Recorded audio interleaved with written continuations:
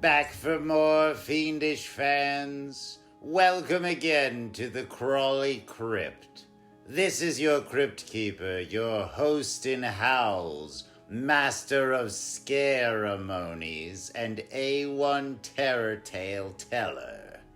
Ready to reveal another revolting recitation from my library of loathsome literature. This spine-tingling scream story will be told by Dr. Carl Winston in his own whimpering words. Dr. Winston, if you please, go ahead with the yelp yarn you call Dead Right. Joseph Fairbanks and I had been lifelong friends. We'd met in medical school, and through our internship and on into our practicing years, our friendship had grown. Joseph had become one of the nation's outstanding surgeons, and I'd enjoyed no small success as a heart specialist. Neither of us had married, and consequently, as we'd grown older, we'd sought each other's company more and more to fill the loneliness of bachelor life. When our virile days had passed and a contentment for just sitting by an open fire and sipping brandy had come upon us, we'd made it a point to visit each other's homes at least once a week, usually on Friday nights. Good evening, Joseph. Come in, Carl. Come in. Since neither Joseph nor I had families or close relatives, in deference to our close friendship, we had arranged our wills so that we were each other's inheritors. Sit down, Carl. Will it be the usual? Brandy? Yes, Joseph. The fire feels good tonight. This damp weather always settles in my bones. Of course, Joseph and I had our differences too, like that silly theory of his that he would unfailingly bring up every time we were together. But actually, Carl, how do we know? How do we know a man is really dead? Who's to say that he cannot hear or see or feel what is going on around him? Because, my dear Joseph, his heart has stopped. The blood no longer flows to his brain. The cells die for lack of oxygen. I think that the older we'd gotten, the more childish we'd become about this continuous disagreement over Joseph's ridiculous theory. We'd come to fight about it as two children fight over who's to be it in tag. But isn't it possible, Carl, that the sensory functions of the body can continue after what we presumptuously call death? If the brain cells die, sensory functions cease. Ah, that is the point, Carl. Suppose the brain cells do not die minutes after the heart stops. Suppose they continue to live for hours, maybe days. But we know that brain cells cannot last 15 minutes without oxygen. In their normal state, yes. But suppose that at the moment of heart cessation, whether through body injury or simple failure, suppose that the brain cells go into a state of shock, of reduced metabolism. Reduced metabolism? Shock? How ridiculous. Ridiculous? No. Possible. Very possible. In a state of shock where the functions of the brain cell were curtailed, the little oxygen left in the protoplasm at the moment of heart failure would be enough to prolong the life of the cell for hours. So, a dead man is not really dead when he is pronounced dead, huh? He can still feel and see and hear, although he cannot move. Exactly. Think of the number of corpses you've seen whose eyes are still open, whose eyes we thoughtfully press closed with pennies or wads of cotton under the lids.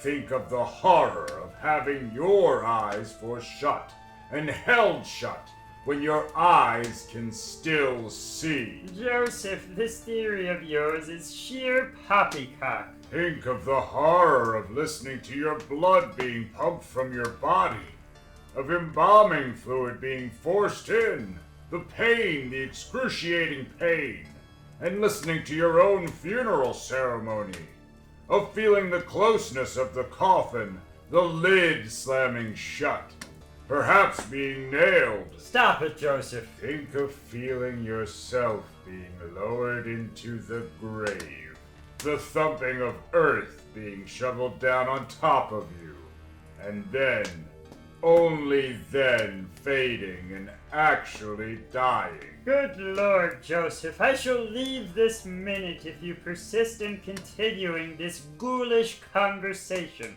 As I said, we were just like children. I had to threaten to leave in order to get Joseph to stop his nonsense. The rest of the evening would be pleasant, and we'd remain the best of friends. But last night was different. Last night was very different. Sit down, Carl. Will it be the usual? Brandy? Yes, Joseph, brandy will be fine.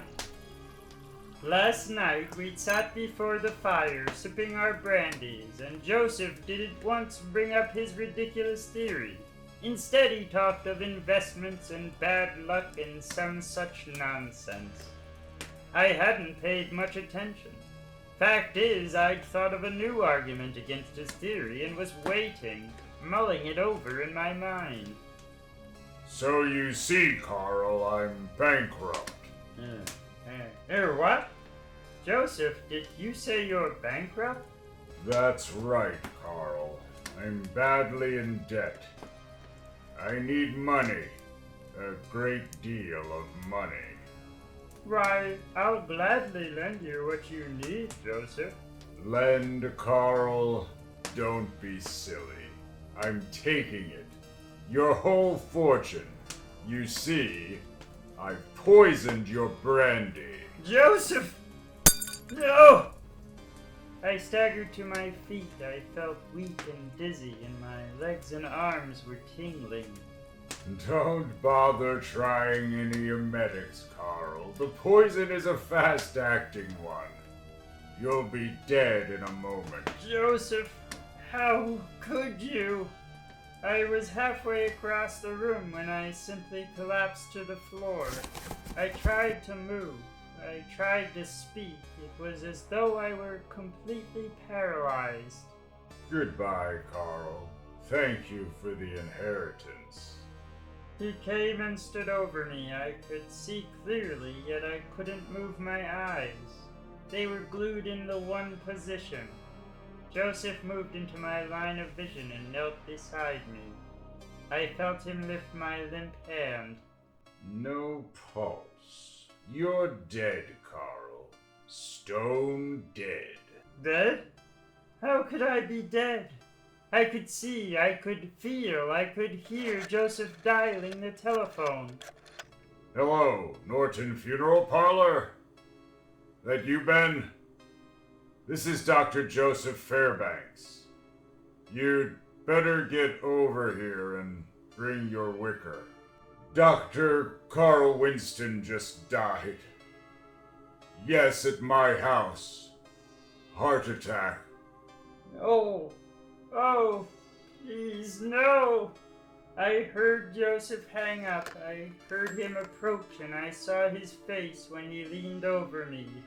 His leering face. Poor Carl. How we used to argue about silly theories. Theories that I didn't believe myself. Oh, Lord, what was he saying to me?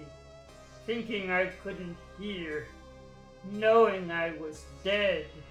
But I never could get you angry enough, could I, Carl? I never could get you so upset you'd drop dead. No, I had to poison you to get your money, your estate. Then a pain, a horrible, excruciating pain in my chest, and Joseph grinning down at me and bragging. It will be simple, Carl.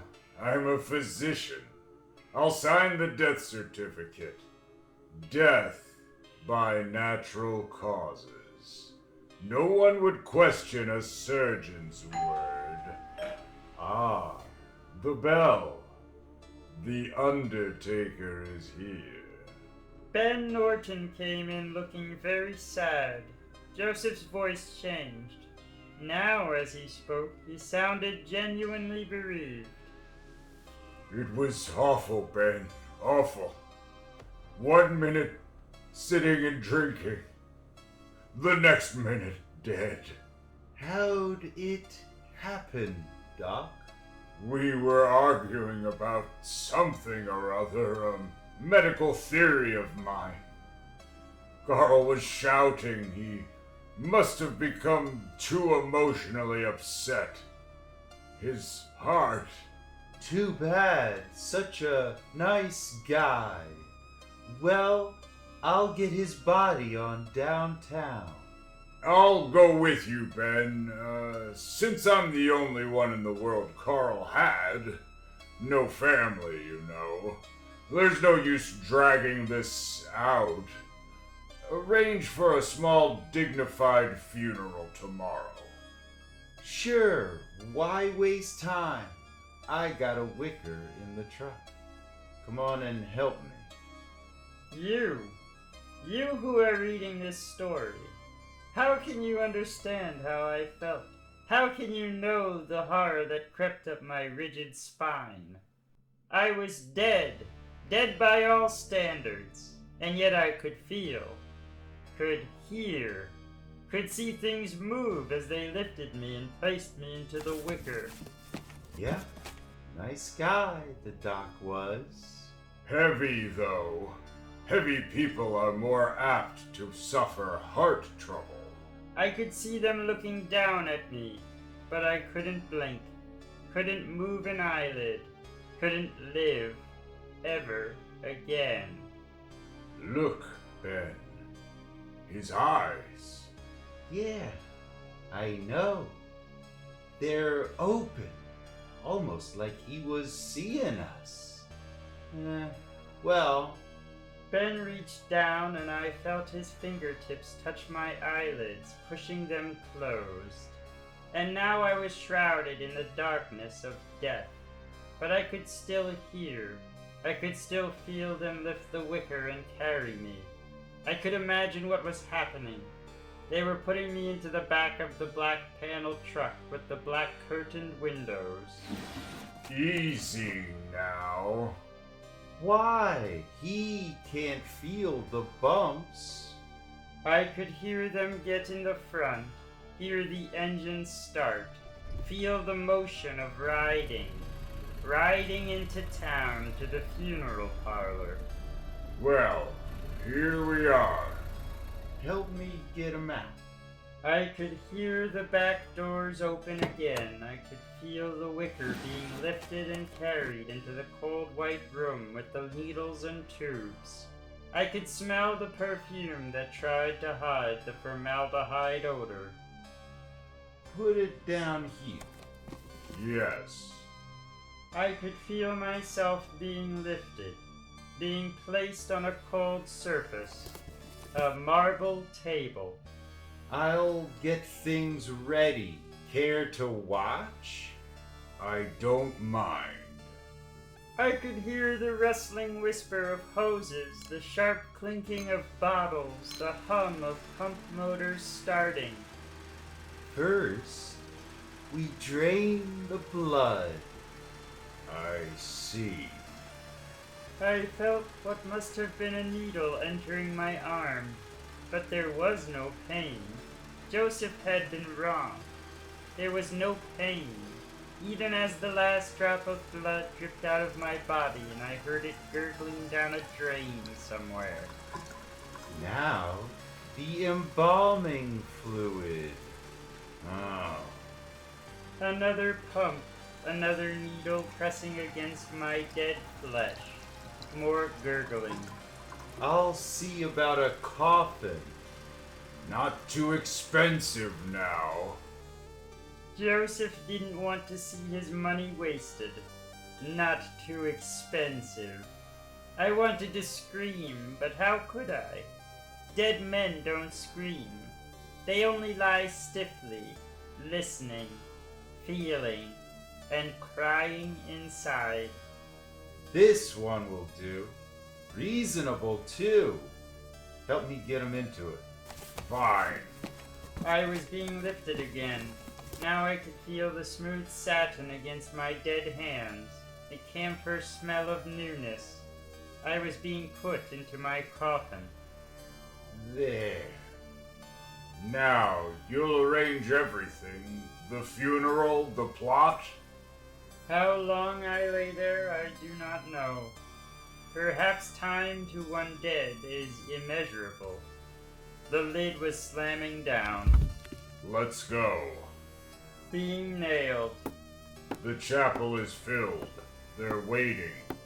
I was being moved again. A voice eulogizing me. My funeral oration. I was hearing it all.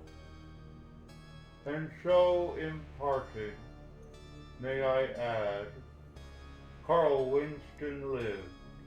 He died, but his memory, his work, lives after him. A motor. The coolness of open air.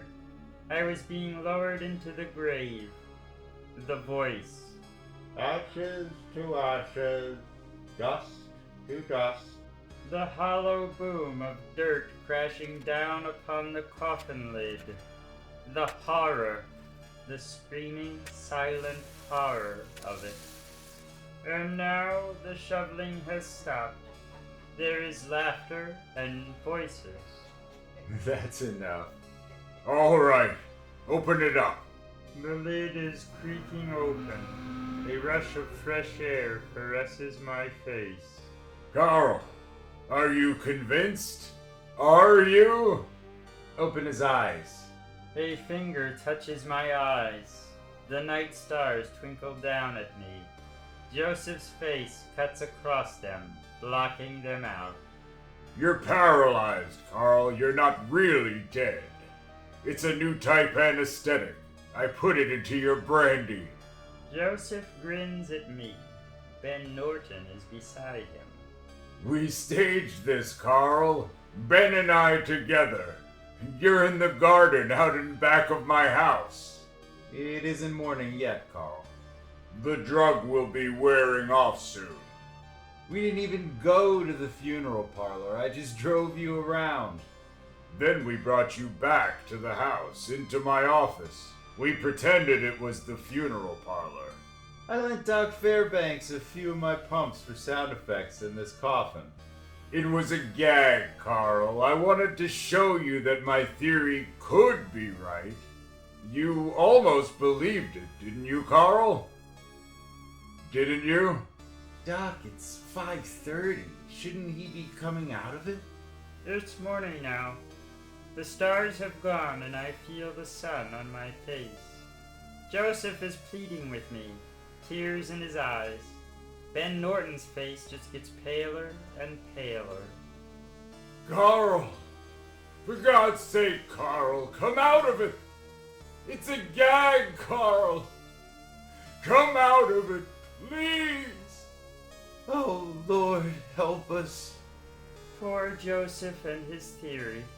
He wanted so much for me to accept it, and now I have accepted it. Only he won't know he's right. Not until he goes through what I've gone through. For I am dead. I died of a heart attack just before the Undertaker came. So, next time you meet a corpse, kiddies, be careful what you say, eh? You might hurt its non-feelings. And now that you've finished telling us your little tale, Carl, you can go crawl back into your coffin again, and I'll tuck you in with a blanket of grave gravel. While I'm shoveling fiends, why don't you shovel along to the vault keeper, who breathlessly and dripping drool awaits with his guest spot gore tale, complete with guaranteed accompanying nightmare. I'll dig you later.